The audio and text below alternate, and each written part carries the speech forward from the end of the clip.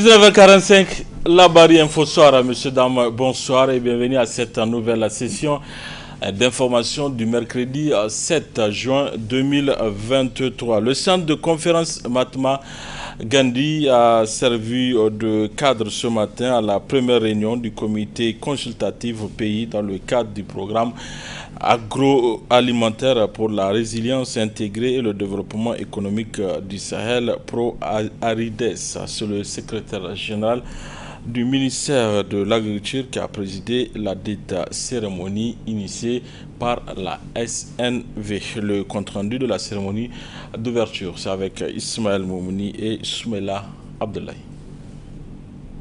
Contribuer à l'amélioration de la résilience, de la sécurité alimentaire et des revenus des ménages d'agriculteurs et d'agropasteurs par le biais d'institutions et d'organisations efficaces décentralisées afin d'améliorer la fourniture de services, la gestion des ressources naturelles et des terres et le développement local, telle est la vision du programme agroalimentaire pour la résilience intégrée et le développement économique du Sahel dénommé ProArid. Cette dernière est mise en œuvre par plusieurs structures dont l'organisation néerlandaise de développement SNV qui organise sa première réunion du comité consultatif pays CCP.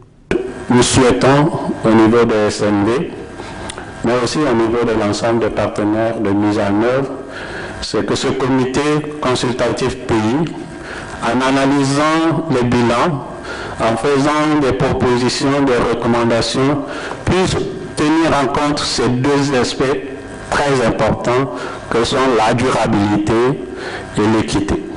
Que nos actions puissent porter sur la longue durée, que nos actions puissent avoir des effets qui puissent rester longtemps, mais aussi que nos pratiques, que ce que nous allons faire, le résultat de ce programme, puisse contribuer à diminuer les situations d'inégalité et à renforcer ce qui est équité. Pour le secrétaire général du ministère de l'Agriculture, ProArid est en adéquation avec le programme des autorités du pays. L'analyse de ces premiers résultats obtenus par le programme ProArides montre qu'il cadre parfaitement avec ceux attendus à la mise en œuvre de la stratégie de développement durable et de croissance inclusive SDDCI Niger 2035. Un pays et un peuple prospère, notamment l'axe 1, sécurité du territoire, l'axe 3, développement du capital humain, l'axe 4, régionalisation et modernisation du monde rural, et enfin l'axe 5, secteur privé dynamique. Ces résultats cadrent également avec ceux attendus du programme de la Renaissance Acte 3 de son Excellence Bazoum Mohamed, président de la République du Niger, chef de l'État, et sont parfaitement alignés à ceux de la stratégie I3N. Le programme agroalimentaire pour la résilience intégrée et le développement économique du Sahel ProArid est financé par le ministère néerlandais des Affaires étrangères qui intervient dans 3 pays, à savoir le Mali, le Burkina Faso et le Niger. L'hôtel Radisson Blu de Niamey a abrité ce matin l'ouverture d'un atelier de revue conjointe des opérations du programme OMS pour les urgences sanitaires au Niger. Cette rencontre regroupant les différents acteurs du domaine de la santé porte sur les codes de conduite contre l'exploitation et les abus sexuels et va durer 3 jours. Le résumé avec Adam Soumana pour Bakar Souley. Cette rencontre, la deuxième du genre, après celle intervenue au mois de novembre dernier, vise à identifier les priorités sanitaires avec les partenaires du gouvernement et autres organisations non gouvernementales afin de pouvoir faire une revue opérationnelle. Des conclaves permettant aussi d'évaluer les activités menées par le programme des urgences en 2022 pour en tirer les forces et les gaps afin de planifier les activités de 2023. Prenant la parole à cette occasion, la représentante de l'OMS au Niger a pris l'engagement que son institution va contribuer à l'amélioration de l'accès aux services de santé pour les populations. L'Organisation mondiale de la santé, en tant que leader du secteur de la santé, salue votre mobilisation constante pour soutenir le pays dans la réponse à ces différentes crises et souvent dans des conditions très difficiles où l'accès est réduit, aussi bien pour les bénéficiaires que pour les acteurs humanitaires qui risquent souvent leur vie pour sauver des vies. L'Organisation mondiale de la santé continuera à saisir toutes les opportunités pour poursuivre le plaidoyer au plus haut niveau afin que le secteur de la santé soit non seulement mieux financé, mais aussi que pour pouvoir contribuer à l'amélioration de l'accès humanitaire pour offrir des services de santé dont la population a besoin. Je voudrais vous remercier d'avoir pris le temps de remplir le questionnaire en ligne qui vous a été soumis pour donner votre avis sur ce qui a fonctionné, ce qui n'a pas marché, sur la gestion des situations d'urgence et nous faire des suggestions d'amélioration. Je voudrais inviter ceux qui n'ont pas encore rempli le questionnaire à le faire parce que nous avons besoin de vos avis, de vos feedbacks pour pouvoir nous améliorer. Vos suggestions vont être prises en compte pour que nous puissions nous améliorer notre façon de travailler ensemble, notre façon de collaborer pour le bénéfice de la population nigérienne pour laquelle nous œuvrons tous. L'un des panélistes s'est pour sa part appesanti sur les interventions des différents acteurs dans un contexte marqué par l'insécurité et les mesures préventives permettant de mieux assurer la mission. Il faut noter que le SRM est de niveau 5 maintenant, le niveau SRM anti-labérie. Ça veut dire qu'il faut être encore plus vigilant, prendre les dispositions qu'il faut. Le niveau est 4 à Niamey, 4 à Agadez et Nord-Tawa, 4 à Difa. Le reste, c'est-à-dire Maradi, Zander, Dosso, sont de niveau 3. Quelques mesures de sécurité en place.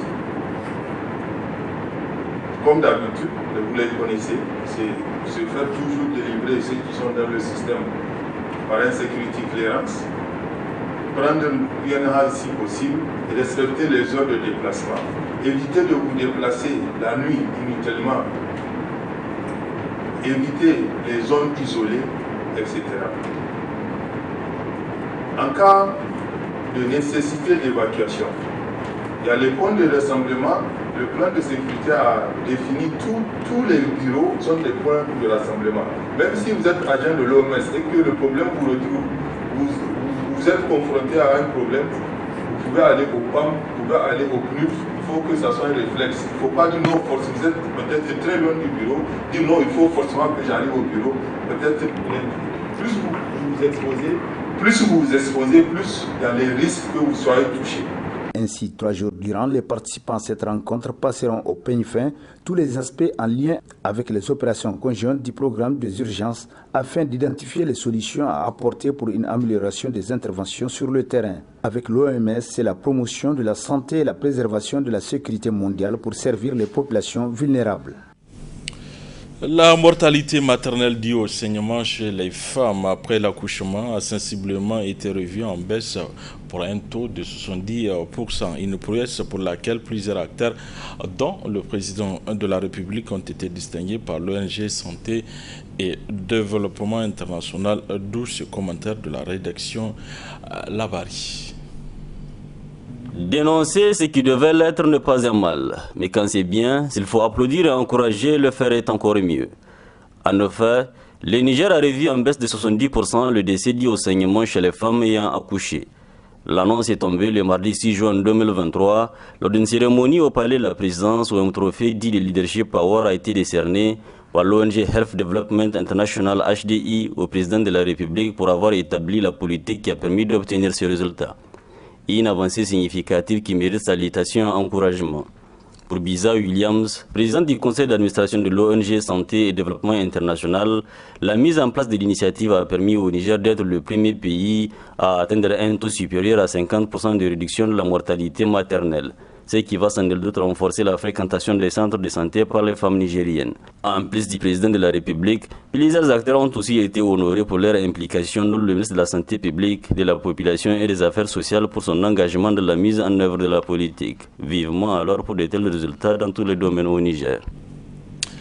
Le 9 mai dernier, le collectif des agents de santé recrutés en 2020 ont écrit une lettre ouverte pour interpeller les autorités relativement à leur situation, notamment l'arrêt des paiements des rappels de salaire. Un mois après, rien n'a bougé et ce même collectif revient en charge pour lancer un cri de cœur au président de la République, Mohamed Bazoum. D'autres précisions avec Ali Harouna Adamou, joint au téléphone depuis Difa.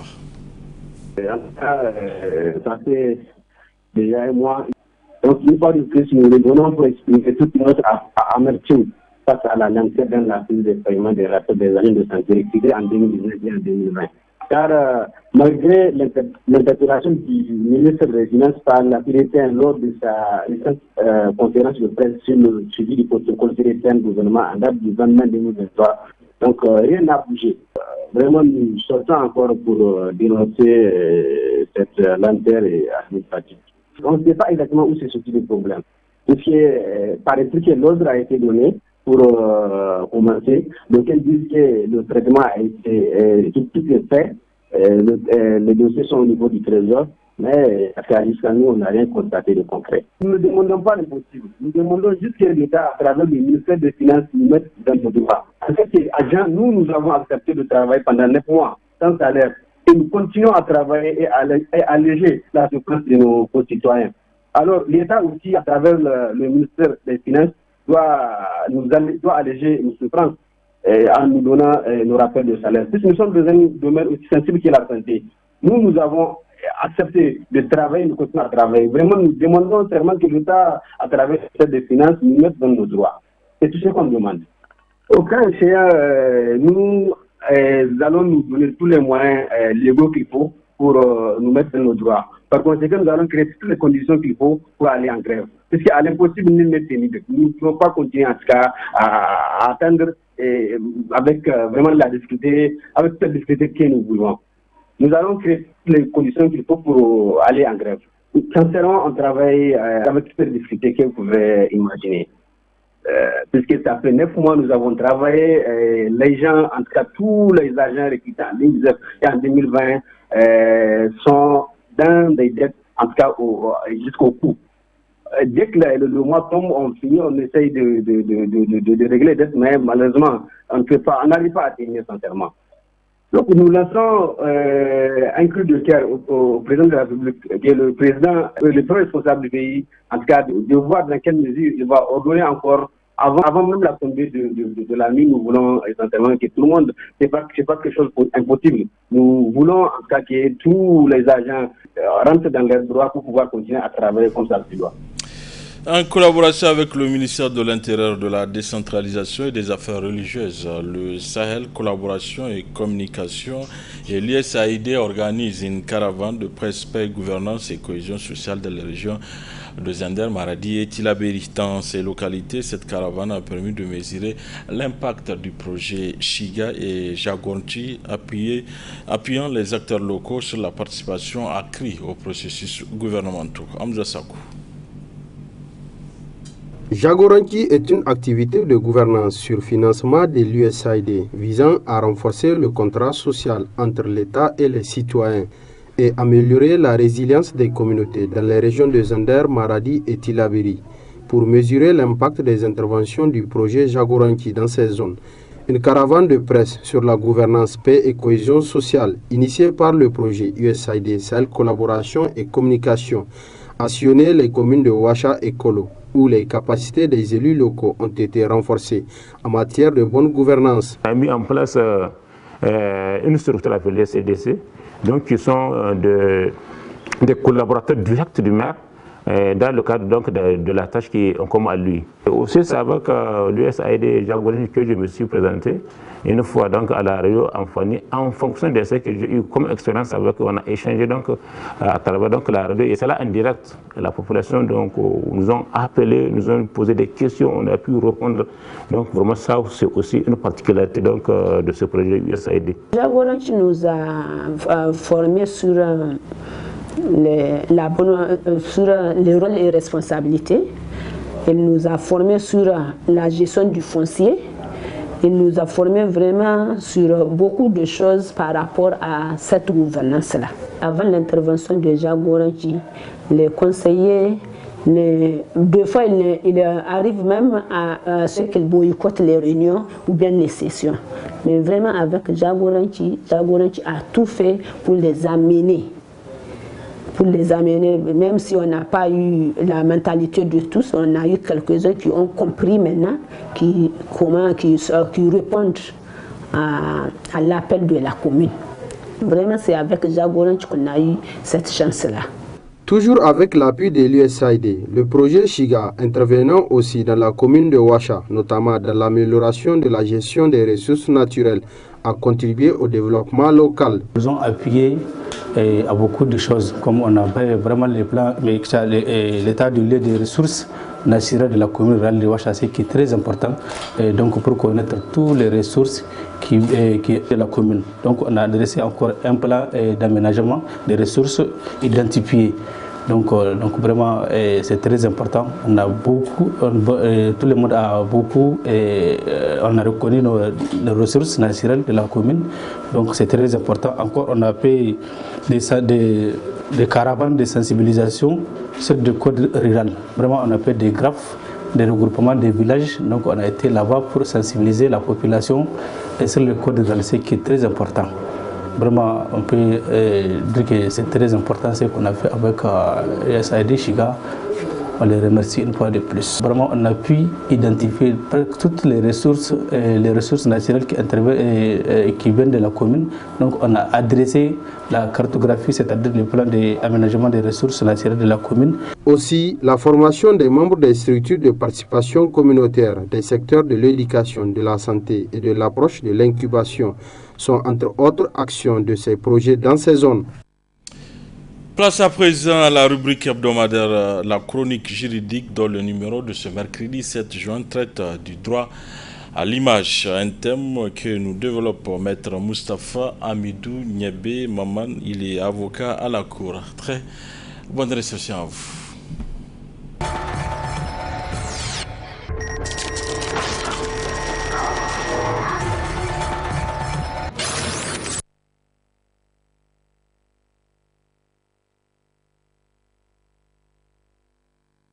Qu'est-ce qu'on entend par le droit à l'image? On va juste vous dire que c'est un droit qui désigne l'ensemble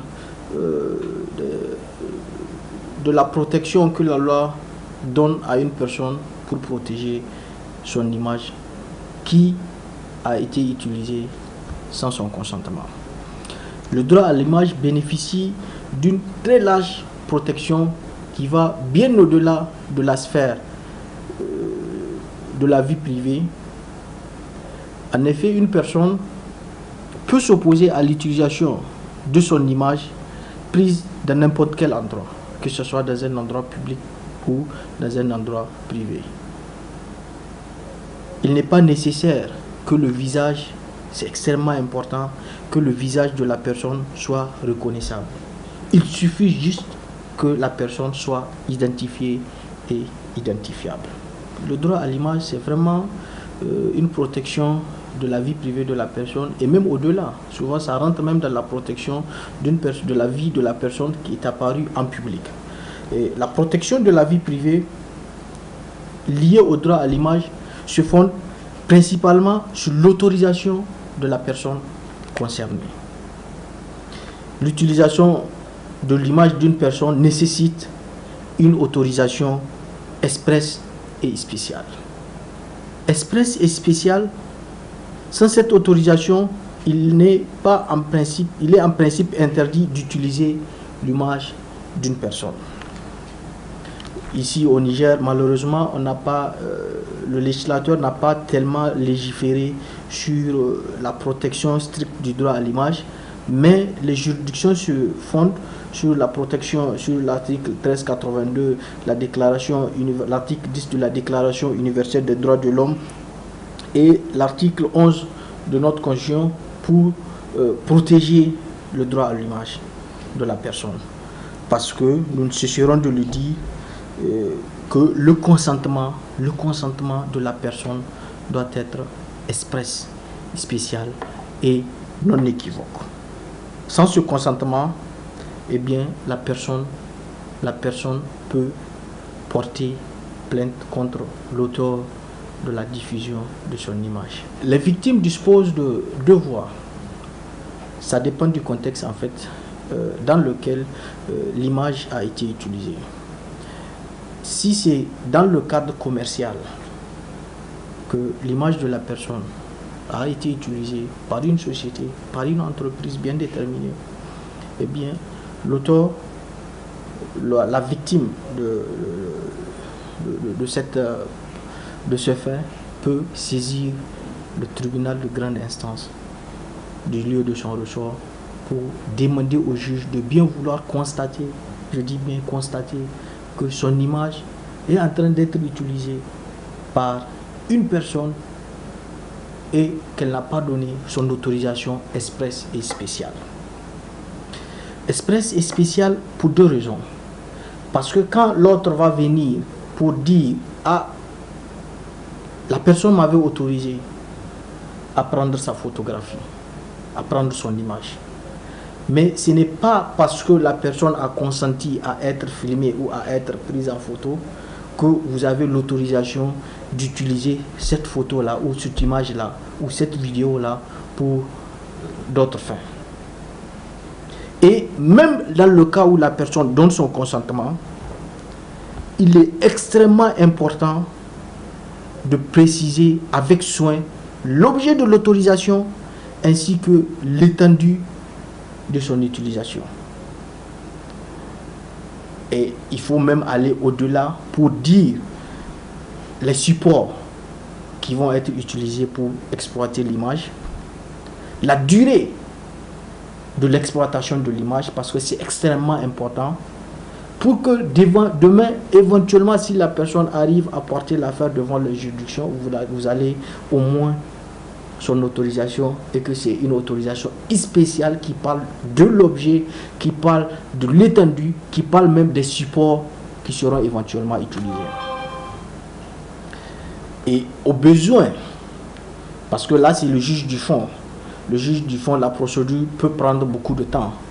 En attendant, la personne peut saisir aussi le juge des référés pour demander à ce qu'on ordonne à la personne le retrait pur et simple de ces images. Parce qu'une telle situation va créer un trouble à l'ordre public. Il y a une urgence qui est là. Le juge des référés peut connaître de cette situation pour éventuellement amener le contrevenant à rétablir l'ordre. La deuxième situation ou la deuxième voie de recours, c'est que l'utilisation d'une image de la personne peut souvent s'analyser en une diffamation.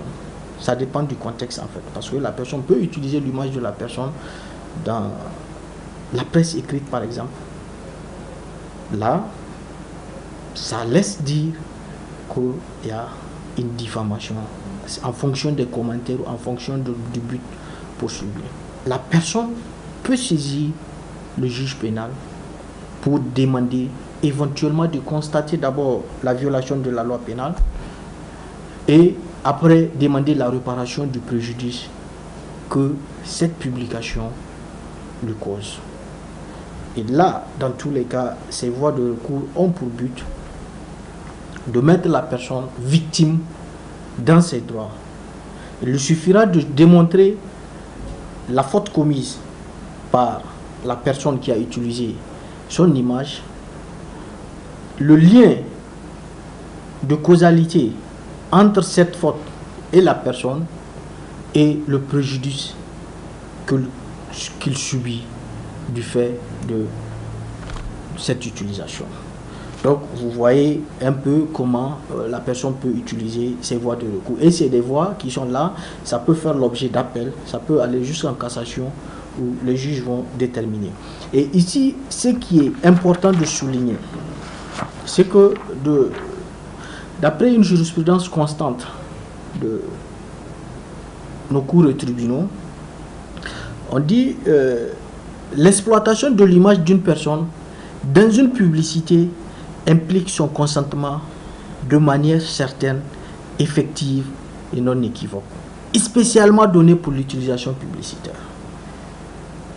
Ça, c'est une jurisprudence constante de nos juridictions. Ici au Niger, bien évidemment.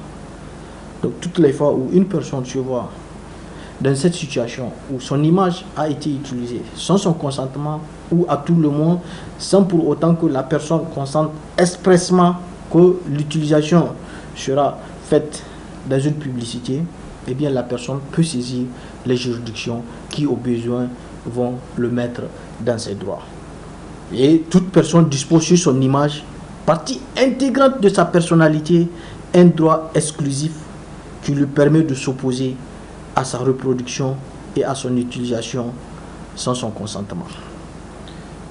Donc vous voyez bien que pour qu'on puisse utiliser l'image de quelqu'un, il faudra qu'il y ait un consentement, et ce consentement doit être express, sans équivoque, et que la personne doit même expliquer le délai dans lequel l'utilisation sera faite, les supports qui seront éventuellement utilisés. À défaut, je dis bien, la personne peut saisir les juridictions pour être dans son droit. Les sanctions prévues, c'est que le juge peut ordonner le retrait des images. Le juge peut condamner la personne qui a utilisé l'image sans l'autorisation de la personne à des dommages et intérêts pour mettre la personne dans ses droits. Parce que ce qu'il faudra comprendre, c'est que la personne qui est victime de ces faits va juste démontrer l'image, va juste démontrer le préjudice subi, et le juge va tirer les conséquences, qui est le fait de réparer ce préjudice-là. Et pour que le trouble cesse, il faudra naturellement retirer ces images qui ont conduit à troubler l'ordre public et à créer un préjudice en la personne qui n'a pas donné l'autorisation pour que son image soit utilisée. Le principe du droit à l'image souffre cependant de quelques exceptions, telles que la présomption du consentement pour les personnalités publiques, ou encore le droit à l'information du public. Parce que les personnes publiques, leur droit est un peu plus freiné, limité que pour les personnes ordinaires. Une personnalité publique, dans le cadre de l'exercice de cette mission de service public, peut être prise en image. Et c'est une présomption de consentement, on dit. Tant que tu es une personnalité publique, tu es dans un cadre public, eh bien, tu as consenti de manière implicite à ce qu'on prenne ton image. Mais là, il faudra faire la différence entre l'utilisation de la vie privée de cette personnalité publique et sa vie publique.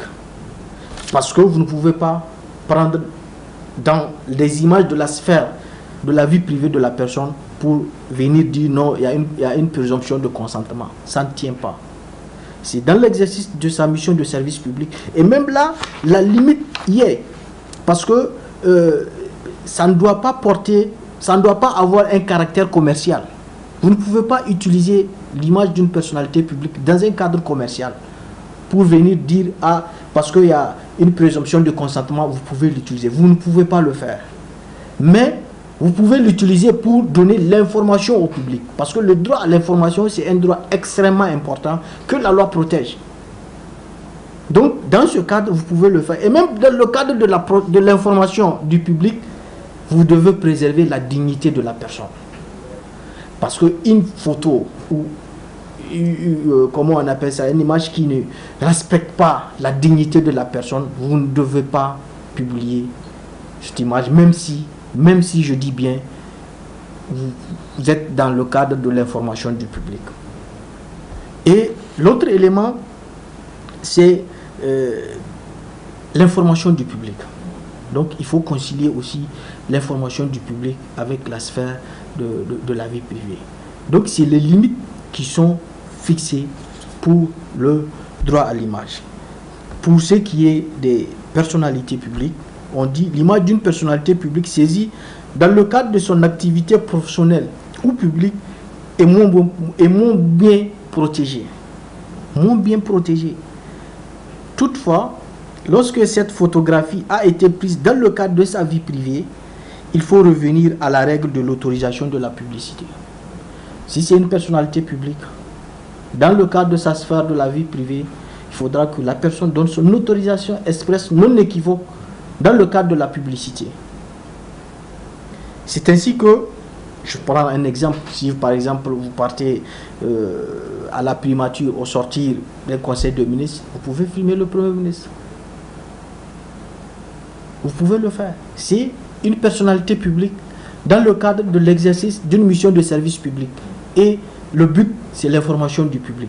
Mais vous ne pouvez pas le filmer ou prendre son image pour utiliser ça à des fins publicitaires. Voilà un peu de manière résumée les exceptions qui viennent limiter la protection du droit à l'image.